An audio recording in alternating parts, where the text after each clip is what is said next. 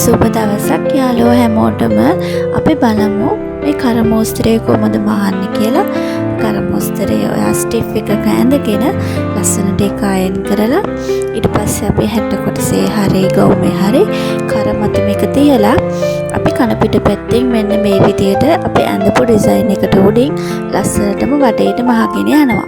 ඊට පස්සේ අපිට අඟල් කාලක් විතර ඉඳ තියලා ලස්සනට මේ හැඩේටම වටේටම කපා ගන්න පුළුවන්. කපලා අවශ්‍ය තැන් වලට කට් මාක් දෙන්න. එතකොට හරවා ගන්න පහසු වෙනවා. කට් මාක් දුන්නට පස්සේ ලස්සනට අපිට එහා පැත්තට අරව ගන්න පහසු වෙන විදිහට අරව ගන්න පුළුවන්. ඊට පස්සේ හොඳින් අවශ්‍ය විදිහට හරවගෙන අපිට පුළුවන් මේ අයන් කරගන්න. අපිට හොඳින් අයන් කරගත්තම කරේ නිමාව හරිම ලස්සනට එනවා. ඊට පස්සේ පටි කොටස් කිහිපයක් කපාගෙන අපිට ඔන්න ඔය විදියට මේ කර ඩිසයින් කරගන්න පුළුවන්.